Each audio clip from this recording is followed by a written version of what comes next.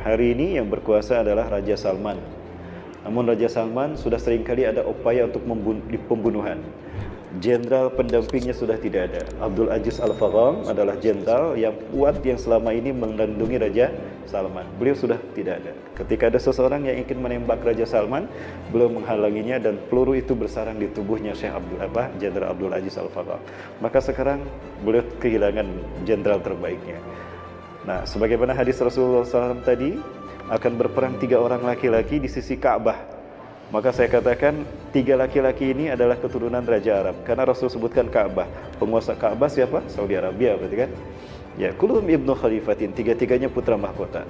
Tsumma la yasiru ila wahidin minhum, tapi salah satu dari mereka tidak berhasil menjadi raja. Dulu ada 3 putra mahkota yang seperti ini, Bapak Ibu. Mukrin bin Abdul Aziz adalah putra mahkota, tapi sayang Allah menakdirkan beliau wafat meninggal sebelum Raja Salman naik. Mukrim bin Abdul Aziz naik helikopter dan helikopternya ada yang menembak sehingga jatuh dan meninggal. Beliau hancur, tubuhnya terbakar bersama terbakarnya dan hancurnya helikopter yang beliau tumpangi. Sampingnya di tengah ada Muhammad bin Nayef. Sejak Raja Fahad berkuasa, Muhammad bin Nayef adalah orang yang mewakili urusan-urusan diplomasi dengan negara luar, urusan luar negeri. Beliau mahir dalam dunia politik. Sejak Juni 2019 saya tidak melihat Muhammad bin Nayef muncul. Ternyata beliau sudah menjadi tahanan kota. Apakah beliau masih hidup? Saya tidak tahu. Dan yang terakhir tinggal Muhammad bin Salman. Maka inilah yang kemudian diangkat menjadi putra mahkota. Seringkali kami mendengar persertuan antara Muhammad bin Nayef dan Muhammad bin Salman. Namun Muhammad bin Nayef disingkirkan. Satu lagi putra mahkota yang bernama Al-Walid bin Talal. Ini adalah orang terkaya di Saudi Arabia juga, putra mahkota. Bapak Ibu lihat istrinya berhijab tidak? Ya, mohon maaf saya tidak membacakan, tidak berbicara tentang aib.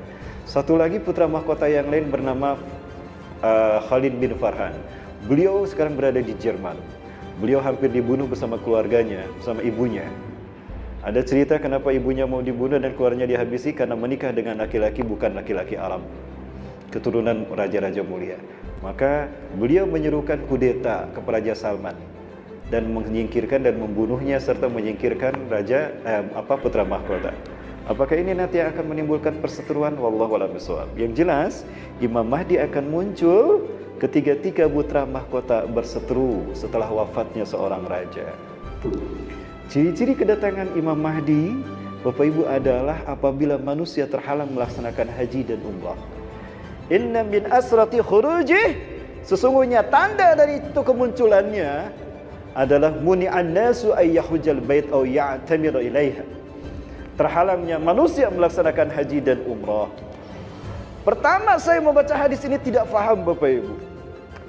Bagaimana manusia di akhir zaman? Umat Islam mayoritas di akhir zaman. Bagaimana bisa terhalang melaksanakan haji dan umrah? Pandemi COVID-19 menjadi jawabannya. Betul? Jadi apakah ini isyarat Imam Mahdi akan segera datang? Wallahu a'lam bishawab. Karena kemunculan Imam Mahdi, Bapak Ibu, itu akan terjadi perang demi perang sampai Islam zahir di muka bumi. Sejak beliau muncul nanti dibayat oleh umat Islam di Ka'bah, di depan Multajam sampai makom Ibrahim alaihissalam. Nah, di antara itu akan berkumpul 7 ulama dunia. Yashkuna ilallah, mereka mengadukan kepada Allah matahadas bi biladihim.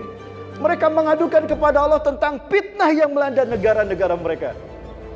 Maka saya khawatir salah satunya dari 7 ulama ini mudah-mudahan ulama Indonesia yang selalu dizolimi, sehingga beliau kembali ke tanah suci setelah beliau bebas dan mengadukan fitnah yang terjadi pada negaranya. Apakah itu imam besar? Mudah-mudahan. Amin. 7 ulama tadi mengadu kepada Allah, ya Allah, anzil nusrataka ya Rabb, anzil nusrataka alaina, turunkan pertolonganmu kepada kami. Sudah dahsyat kezaliman terjadi di tanah air kami, di negeri kami. Masing-masing mendengar, loh kok doa kita sama? Siapa Anda? Maka 7 ulama ini bersatu. Lalu sepakatlah mereka mencari Imam Mahdi. Ketemu tuh orang yang disebutkan ciri-ciri Imam Mahdi tadi. Apakah beliau sudah ada? Apakah hari ini beliau sudah ada? 7 ulama tadi menemukan orang yang ciri-cirinya disebutkan Rasulullah SAW.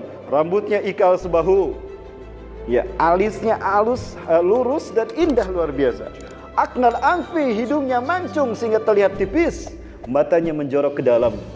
Ya, di pelipis matanya itu terlihat warna hitam. Launul Arabi wa jismuhu jismu Israili, kata Rasulullah. Tubuhnya seperti tubuh orang Israel, Bani Israel, ya, tapi warna kulitnya warna kulit orang Arab. Huwa min ahli baiti, min utrati, dia dari keturunanku, dari Al-Hasan bin Ali. Ya. Perutnya ada sedikit besar, ya, di pipi kanannya ada tai lalat. Ya, apabila beliau tersenyum terlihat celah di antara dua giginya. Ya, seperti saya ini ada celahnya, jadi sudah mirip dengan saya. Satu, cuma itu aja. Matanya menjorok, saya sudah mirip beliau. Ya, di pipi kanannya ada tai lalat, saya agak sedikit bergeser ke sini. Perutnya agak besar, papahanya kecil, di pundaknya ada tanda kenabian. Iya. Apabila tersenyum, beliau terpancar cahaya keputihan, kata Rasul, dari giginya. Harum wangi tubuhnya. Ya, kalau kita cahaya ke kuning-kuningan ya kalau kita tersenyum, ya sedikit memudar. Bapak Ibu yang dirahmati Allah Subhanahu wa taala. Beliau ini pasti akan muncul. Nah, kata beliau tadi, nah, orang-orang 7 ulama ini menemukan beliau, kata Rasulullah.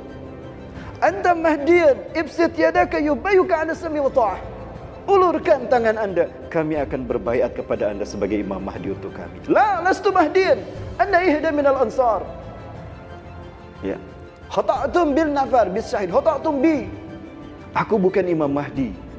Aku hanya satu dari orang Madinah, orang Ansar.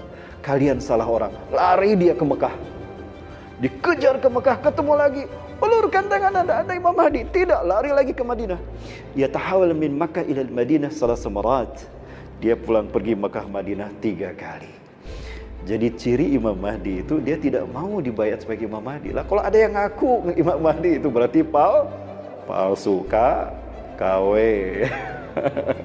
Beliau menolak untuk dibayat menjadi Imam Mahdi. Sampai pada akhirnya di saat beliau akan lari kembali ke Madinah, Allah mengutus malaikat Jibril. Ihbit ya Jibril ila amsikhu wa aslihlu fi hadhihi lailah. Kurang lebih demikian. Turun kau Jibril, tahan dia untuk tidak berlari. Islahkan dia Jibril. Maka Jibril alaihissalam datang mengislah beliau, dicuci. Ada seperti Rasulullah SAW ketika diangkat menjadi Nabi dan Rasul.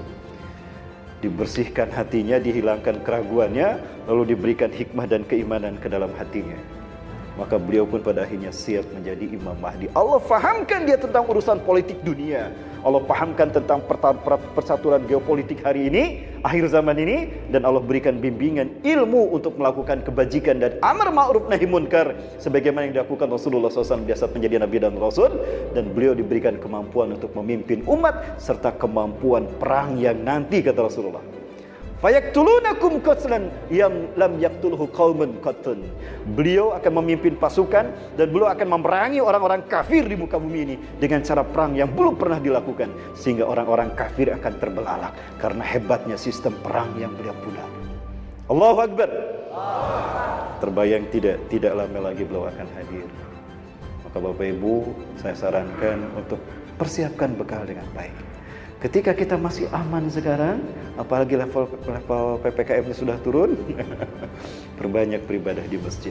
Kuatkan simpul ukhuwah persautuan di antara kita. Infakkan harta kita di jalan Allah. Kirim harta kita ke akhirat dengan diinfakkan di jalan Allah. Karena kelak kita akan dapatkan kembali. Hidupkan sunnah-sunnah Rasulullah SAW. Hey there. Subscribe to my channel. And also press this bell icon.